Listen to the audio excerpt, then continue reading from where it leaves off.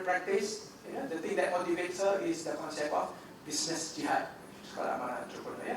Now, that's the concept of business jihad. Now the point is, today, before I left, alhamdulillah, we were able to take to the KPJ to another step. Yeah? We established the first corporate wakaf through the establishment of Wakaf Anur Corporation. And among the first shares that we transferred, end up into wakaf was KPJ Berhad, 18.6 million ringgit worth of shares, yeah? Together with two other companies, Kulim and another company. Now, this is the ceremony. The gentleman in the Malay is then Mufti Johor, Datuk Nur Gadut. Ini majlis akad, tapi bukan akad nikah sekali lagi. Ini akad menyerahkan wakaf 200 million, and then in 2007 we transferred another. We end up another 15 million ringgit to Wakaf Anur Corporation Berhad, a company limited by guarantee established by Johor Corporation, recognized as a mutawali by Majlis Agama Islam Johor. I was able to do it because the Sultan of Johor then was pro wakaf and so on and so forth. He could see it, he understood, and he wanted it to be done. And alhamdulillah, we were successful in doing it, launching it. And that 250 million, ladies and gentlemen, at the end of 2007, has since, at the end of 2015, jumped to 423.6. More or less the same shares. This is how the capitalist system works, how corporations make money and multiply over the years. Imagine if it belongs to wakaf, you can have same access to the kind of wealth increment that is recorded. And at the end of last year, it more than doubled, 521.4 billion ringgit, based on the price of shares in the market. Total assets of Wakaf Anur, because in the meantime, over the last 6 years, they invested their funds, their surpluses, and so on, they acquired other assets.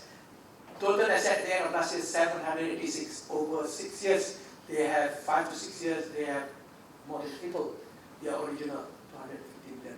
And I think this is therefore a formula for us to try to catch up with lost ground and so on and so forth when you want to compete with the others. So Wakaf Anur Corporation, therefore, set up to mainly realize the business jihad objective here through corporate wakaf role as a mother corporation. And this is where it's not just about accumulating wealth and enhancing value of that wealth.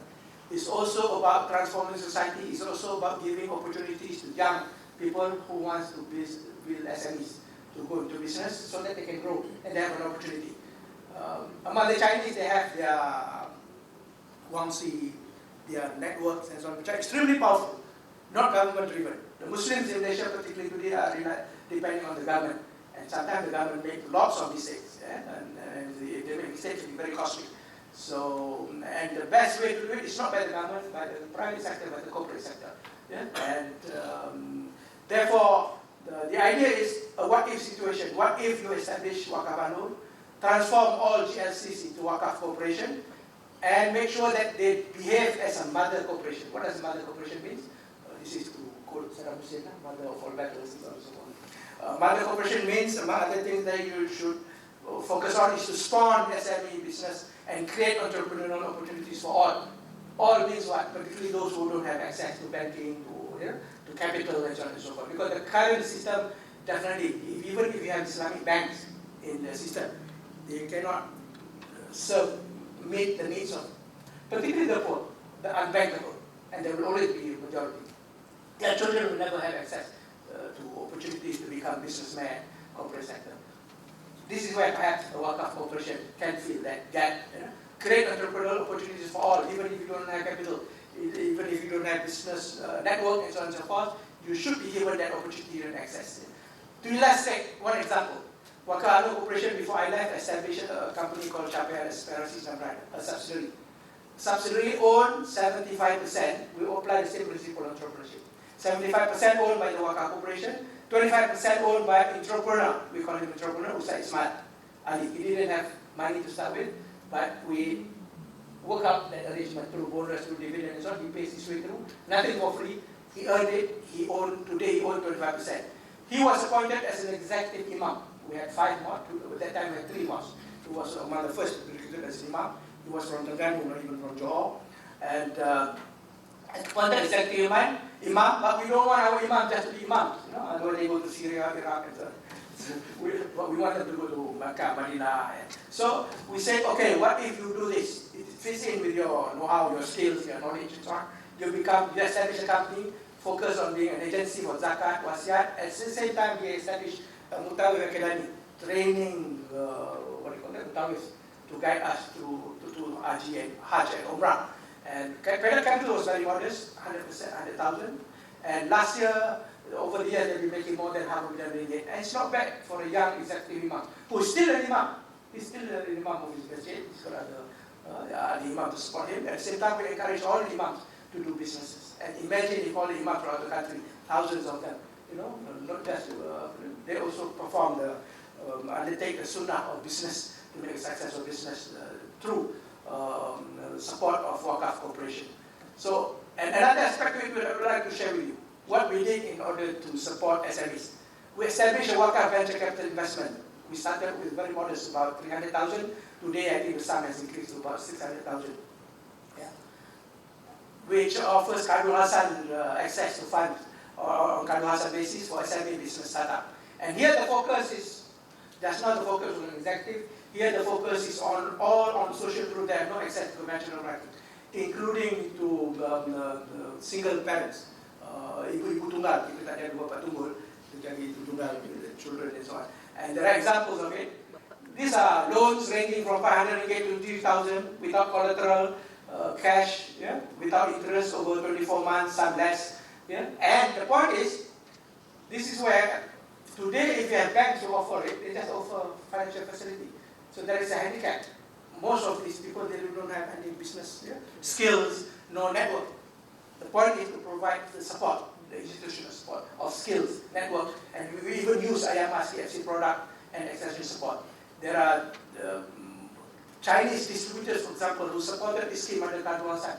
Really? Why? Because the more distributors they have, the more benefit they get from their own businesses. Their sales improve. So there are no qualms, therefore, about Islam, Muslim, non-Muslim getting into business, and this is a sure common path for success in the future.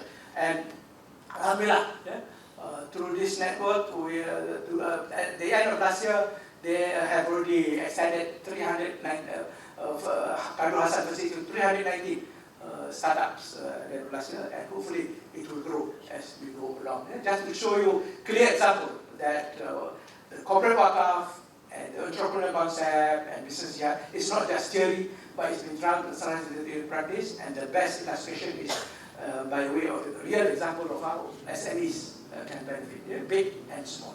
So, conclusion, taken more than my time.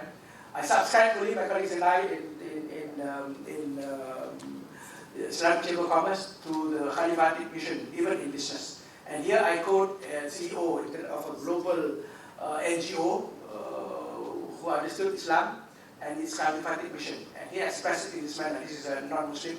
I take very seriously the revelation that God created humans to serve as Khalifah, and I fully subscribe to his view. Our ministry as individuals, both men and women, in any position of power or authority, including business, corporation, and so on, it's not to serve outside narrowly and selfishly, but to serve God's creation and make it more fruitful and just. This is the missing element in the corporate sector and business sector, which all Muslims, I think, need to address. Yeah? Therefore, there is a need to shift away the system from today's highly shareholder-centric to what I term as community-centric. Yeah? Reform the corporation. Corporate wakaf is perhaps one way. There are many roads to Mecca, obviously, and I'm sure there are other ways, but we think, based on our track record, we would like to offer this for consideration by Malaysia, and hence, alhamdulillah, the MPI, Malaysian Islamic Consultative Council, we have debated about it, discussed about it, and I think it will be, inshallah, readily accepted. So, to Malaysia quickly, other than Johor Corporation model, Wakaf under Corporation Berhad, which is established by Johor Corporation, yes, driven. My wish is that one day, my prayer is for Johor Corporation itself to be fully transformed into Wakaf entity, Wakaf corporate entity. The same with other JLCs, PKNS, Tabung Haji, if you don't want particularly politician to interfere and so on and so forth, convert it to Wakaf, and hopefully young people will be able to stand up more. Why will they be able to stand up more? If you are a JLC, you are owned by the government. So the government has a right, legitimate right, to tell you what to do. But if you are wakaf, the government doesn't own it. It belongs to Allah subhanahu wa ta'ala. You have the legitimate right to stand up for what is right, amar ma'ruf nahi munkar, through the corporate sector, inshallah. Yeah? And wakaf under corporation. Secondly, this is the latest, and my colleague Hafiz is the CFO of this organization, established by Malaysian Islamic Chamber of Commerce, a community-driven corporate wakaf. Another model we're working on. Not GLC dependent. Corporate wakaf cannot just depend on GLCs. The theory is that, assuming that the public, Muslims at large are prepared to contribute their wakaf, will mobilize these funds and do the same that we have done, for example, along the Jacob model, on a community-driven model. And to do this, we established a company called Akaf Holdings Berhad. The first project is going to be property-based, 373 million. It is going to be developed soon. It's only offered for sale, and you're almost welcome to become members of Akaf or to invest in this project, and the profit of it will all go towards enhancing Akaf as a corporate wakaf for the future. And this is the concept of the building that we have finalized and designed, and that this one block will be Madal Akaf, and the rest will also be sold to the public, either as premises units. And we also brought in crowdfunding, which means you can even participate with investment of 5,000 ringgit through crowdfunding mechanism, or you can buy premises at about 300 to 500,000 ringgit, or blocks of offices and so on and so forth. So to conclude, Professor, let me just share with you the findings of University of Oxford study. Before I left, we invited Oxford University to UK to assess, evaluate our business jihad, entrepreneuring, and corporate wakaf concept. And here I quote one of the many statements they made regarding corporate wakaf, Johor Corporation corporate wakaf concept. Business jihad, corporate wakaf, and entrepreneurship, according to them, have been highly effective and have far exceeded what would have been likely achievable through using conventional development economic tools and non-policy-driven methods. Thank you very much for this opportunity. And saya akhiri dengan Assalamualaikum warahmatullahi wabarakatuh. Thank you. Thank you very much, Tansri. As usual, your presentation is always very inspiring. And actually, you did not even take the full time allocated. You were willing to go another 5 minutes. You started a bit late, but thank you very much. This is extra time for us to have some input from all of you and queries and questions. In order to develop entrepreneurs, you can do it through the private sector. This maybe in Malaysia is not easy to do. The option that has been taken is to do it through the government over the last 45 years or so, right? New economic policy and so on. Government has tried to develop businesses and entrepreneurs, but that has had serious shortcomings, although successful in certain areas, but also shortcomings. So this is now a third option. And I think one very important point that maybe has to be kept in mind, whether you do it through the private sector or the government or through this third sector, it's very important the people that you have. So there must be something in the quality of these entrepreneurs and the system that creates these qualities in those people that make it more successful than maybe the government-based model. So I think that to me is a very interesting part of the presentation of Tansri Ali, especially how he managed to get those people in Johor Corporation, the entrepreneurs, to, on the one hand, be willing to not become, in your own words, to become billionaires overnight. Maybe one day they will be. But at the same time, to be successful. I think that to me is a lesson that probably we need to share. And the second approach, the Awqaf Holdings approach, the community-based, I think this is a new, maybe a different model, which is probably something that could be further explored in your career. So with that, I now open the session for your comments or your questions. Please be brief, introduce yourself, and go straight to the question. So floor is open. And we have about another half an hour more. Prof. Mania. Thank you very much, Tan Sri, for the very informative, what do you call it, walk-up lecture. Now, I'm just curious as to how Johor Court can set this up, this walk-up, and it is not under the jurisdiction of Majlis Ugama, because usually walk-up are Majlis Ugama. And then secondly, the entrepreneurs and what Prof. Aslam has mentioned about the qualities of these entrepreneurs. I think Maui actually has somewhat failed in trying to get these zakat beneficiaries to become businessmen. Primarily because I think they don't have the business acumen. Secondly, or maybe primarily, is because the understanding of a Khalifa. So how did you manage to actually get these people to, to have this mental paradigm where, you are the Khalifa and the wealth is not yours, actually it belongs to God. So just your comment on that. Thank you. That's all. Yes. Yeah. Thank you. You want to connect? Thank you. First, Majlis Islam Johor. Alhamdulillah, we had, I had the opportunity of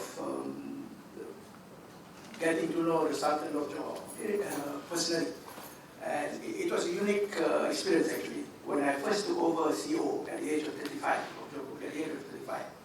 there was a serious crisis at the Johor government level involving the Sultan. The Sultan then was Sultan Skala.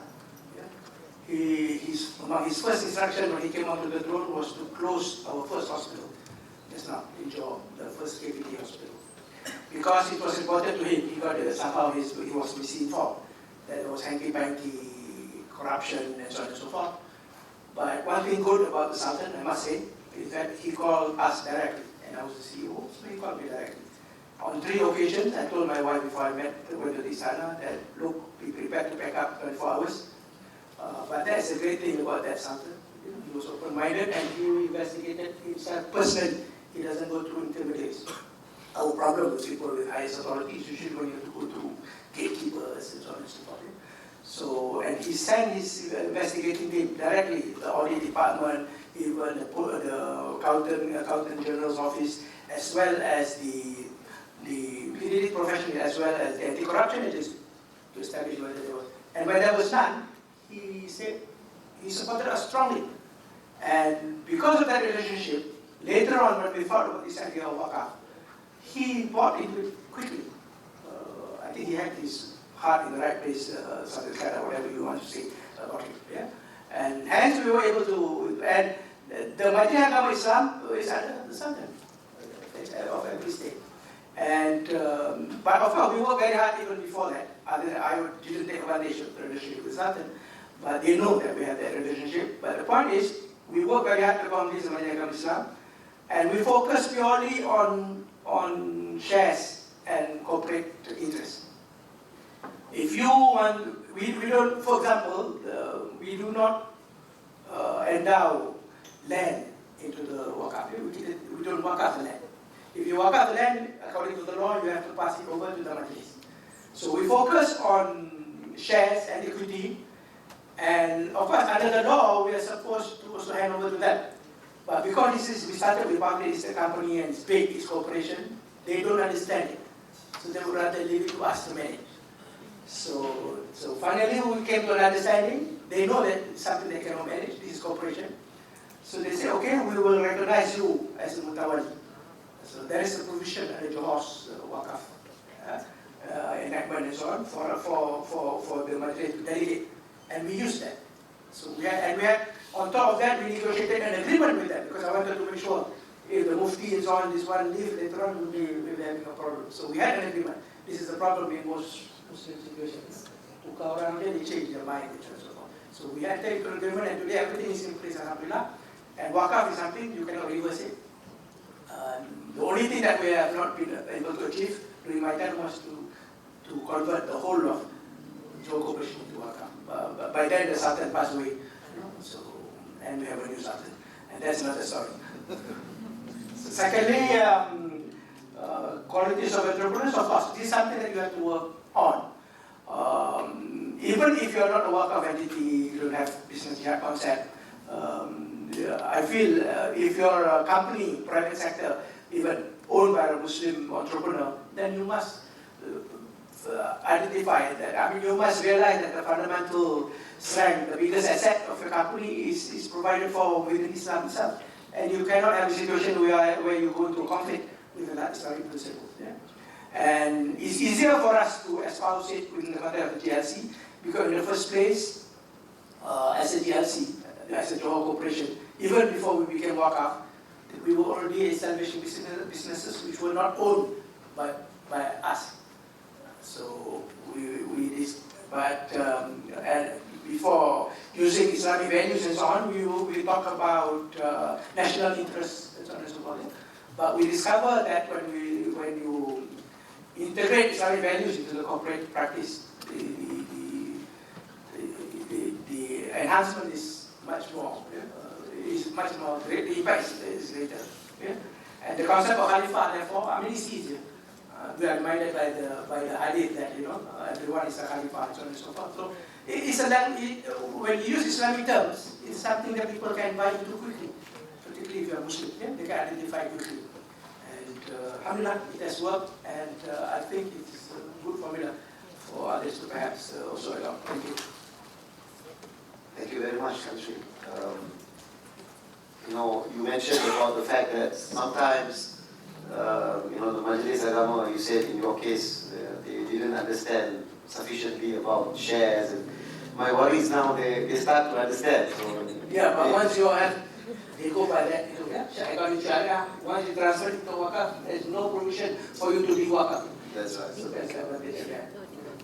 So your gains have been other people coming after you. Now they have problems now, trying to convince the Majlis Agama Islam. That's why I feel that we should address that.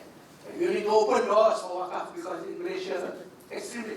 And I think my understanding is that there's nothing in the Sharia which says that governments must manage wakaf. Nothing. In practice or in Sharia, theory or whatever. Nothing. And in other,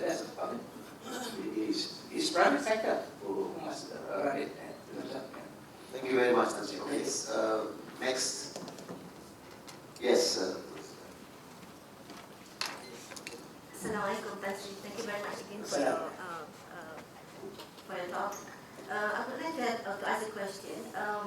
In the presentation that you made, the Awqaf ventures are mainly focused on still the business-driven projects, right? So I was just wondering, can the same model be applied to socially driven projects, like, for instance, affordable housing, or affordable medical care, or other examples like that? Thank you. Thank you.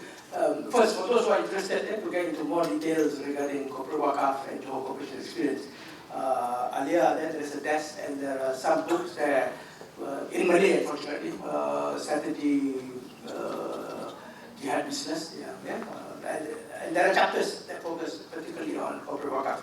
Now, to answer specifically to your question, business-driven project, why not socially driven? There is this debate about, coming from the corporate sector, I take the view that in the first place, you cannot ignore business. Bill Gates today is so fascinating when he and his wife established the foundation. But he could only do that after being highly successful in business. So where do you get the money from in order to fund social activities? Today it's from the government. But once governments all over the world are going to run into problems, there's going to be a limit. So later on you'll be dependent on business. And if you are dependent on business, it's like Sadaqah, Infaq, Jariyah, or even Waqaf. There are, like Turkey, the model is for highly successful corporations to establish their own Waqaf. But those Waqaf will forever be dependent on the corporate owners forever. So there is a need, therefore, to think out of the box, in a sense. What if you can combine both in one entity? Corporate wakaf is about that. It has to fundamentally operate and succeed as a business, just like any other corporation. But it will not definitely fulfill its wakaf dimension, function, expected of it, to be called a corporate wakaf, if it doesn't carry with it social activities. So in the case of both wakaf holdings and wakaf anode, it's built into their articles and memorandum of association, built in their constitution, company constitution. That every time they make profit, annually, 70% will be reinvested, 30% will be for fi sabilillah and amal and social causes. That means it goes together. So this is unique, therefore. That's why when I started my talk just now, I was talking about perhaps a need for us all to think seriously about corporate wakaf and a wakaf-driven economic system, and not calling it a third sector in a Muslim country. Of course, it's going to take time before we can come to that level there. A what-if situation, what if the Islamic economic system is driven more by wakaf, one day, if not today, more by wakaf. Which means if it is wakaf, corporate wakaf, fundamentally it must be creating wealth, making money, generating opportunities, creating jobs, but not 100% for purely economic. If it is wakaf, all of its assets and health belong to Allah subhanahu wa ta'ala, and make sure that one portion of it goes to charity, fi sabilillah, social causes. Why 30%? Because there is a lot of catching up to do among Muslims all over the world, in Malaysia. If we don't allocate majority of what we earn, reinvest, we'll lose out. Look, we're losing out. Look around Kuala Lumpur, property and so on. We're losing out. And we're doing nothing at all today to catch up. Absolutely nothing. The government cannot do anything, because it's all business driven and so on and so on. Even if you have private sector, it doesn't last. Look at what happened to privatized companies. They don't last more than a few years. They all want to make quick money and get out. They owe the banks and so on and they get out. So perhaps we need to reinvent the economic system, relook at it. As I said, there's not only one road to wake up with. So that's the concept. So if you talk about corporate wakaf and wakaf corporation, means you combine both, you integrate both, you don't separate. And therefore, you're more defined by business and corporation, corporate wakaf, than by the normal conventional wakaf can be more socially driven, welfare driven. That's conventional wakaf. But look what happened to them. They depend on continuous contribution by endowments by people. So forever they're dependent. Corporate wakaf means, inshallah, once you reach that critical mass, you will be independent, financially self-reliant. Your rezeki comes, inshallah, from Allah subhanahu wa ta'ala. You're not dependent on any other entity other than what happened to the rest of the wakaf, inshallah. It's a question of how to make it work. Thank you very much. It will be very interesting, to see wakaf anode and other corporate wakaf that has been established, maybe not your model but others, versus your second awqaf holdings, your community-based. It would be very interesting to see the two different paths, where they overlap, and how they can actually complement each other. Can I be given an opportunity to comment? Because I'm aware of establishment of Yayasan Wakaf Malaysia, Pembadanan Wakaf Selangor, or now Sembilan. Alhamdulillah, whatever you do, if you want to add more to enhance wakaf, to play a more important role, we must indeed support. But I have one problem with government-driven wakaf entities, because it's government-driven. Government-driven means it's politically driven. There can be political interference. And Yayasan Wakaf Malaysia, for example, before anybody, they define it to exclude others. And this is not right. For example, they define it that you must have 50 million ringgit before you can establish a corporate wakaf. To me, that's nonsense. You mean you don't recognize if somebody wants to contribute 1,000 ringgit for wakaf, to establish a wakaf? And there's nothing in the Sharia which says that you must have 50 million ringgit before you can venture into wakaf, albeit business or corporate wakaf. So I have my differences with it. But my view is that, alhamdulillah, at least it's good, they want to do wakaf, we pray that they will succeed.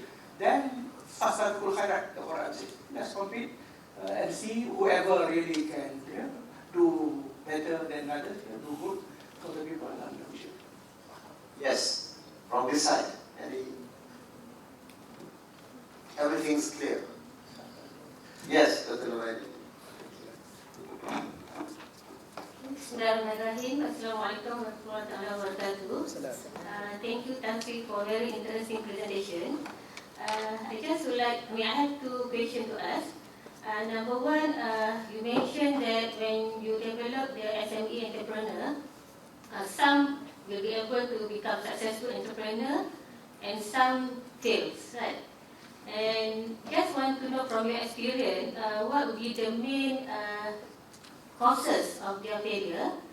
Okay, that's number one. Number two,